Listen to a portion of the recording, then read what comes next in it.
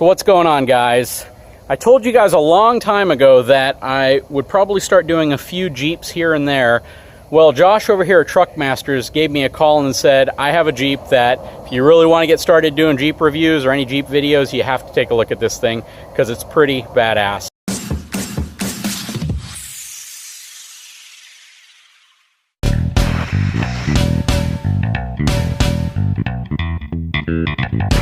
Anyways, Josh, you want to take a minute and kind of explain what we're looking at? 2016 Rubicon 4-door Wrangler. Customer came to me. He wanted to do a coilover conversion front and rear. From the factory, these have coil springs and a shock on them.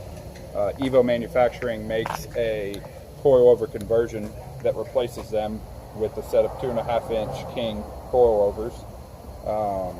It's all the bracketry, all the coilovers, everything you need to make it work. Just rides amazing.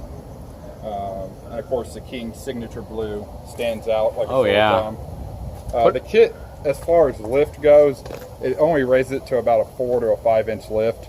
But the ride that you get out of it is just amazing. What would a conversion like this cost somebody typically if they were going to try to get this done? The kit, depending what stage you go on the kit, they start about $4,500 for the kit, and they can go up to upwards of $8,000 just depending on how in-depth you get. This kept the factory control arm locations. You can do a long arm kit, which I have one in there. I'll show you the difference between the two. And labor, normally, you know, you're looking $1,500 to do it. It's quite a long process to get it done. I imagine. And then of course the bumper on this thing looks cool, but that's actually the factory bumper that comes on these. And the bar that you see here is by a company called Maximus that makes the bar that bolts to the factory bumper and gives it that aftermarket look. They also make an integrated winch mount that goes in with the bumper, the factory bumper, so you can retain the factory bumper and have a winch at the same time. Well, I like that plate that's right behind the fair lead. And just another accessory, just to hold the winch cable from the hook just flopping around. It's just something you bolt on behind the fair lead. I need to get that for my truck. Absolutely. And of course it's got the big ARB lights on it, all LED. They're very, very, very bright. Yeah, they appear that way. And this is the Warn VR 10-S, 10,000 inch. He's got the upgraded hood latches, all billet, quick connects. These are actually the factory fenders, and he did a modification to them where they basically just trim them out and then you put a piece of trim around them, and it gives that look of a flat fender style. Wow. Now, do the mirrors come standard or are these aftermarket? Those are aftermarket mirrors.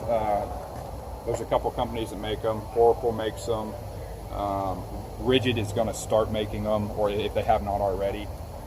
Just some more off-road lighting.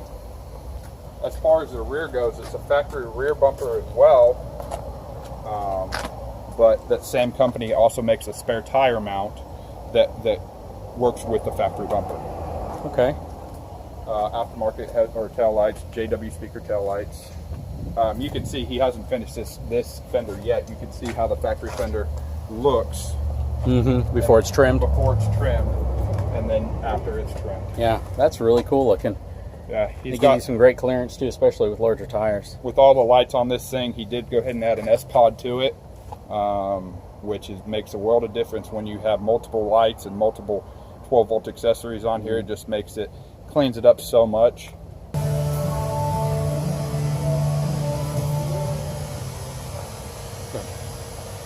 Another one, this is a Jeep, but this is, I believe, a 15 model. This one actually has a long arm kit on it. As you can see, we'll walk over here to the side. The control arms on this are so much longer, they move it back to the transmission cross member. This allows for a lot more flex, better, smoother ride. But it's a big difference when you go from a short arm to a long arm kit. You can see the axle in the front of this thing looks a little bit different. This has pretty much everything that G2 makes on the axle. The trusses, which is all the metal work on the top of the axle. It's got all G2 gears in it, Detroit lockers, G2 diff covers.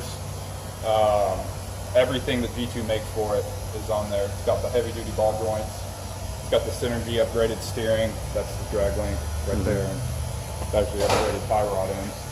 And then as we walk to the rear, I can show you where the long arms mount on the rear. You can see where they originally mounted. Oh yeah. They originally mount right here, and they move them down the frame. Just a lot better of a riding vehicle overall. We just finished up the truss work and all the welding on this axle. Same thing, everything's G2. Internals, all the truss system on it. And of course he's going to do some upgraded brakes. This thing's got a pile of parts that we put into it. So. Oh yeah, it looks that way.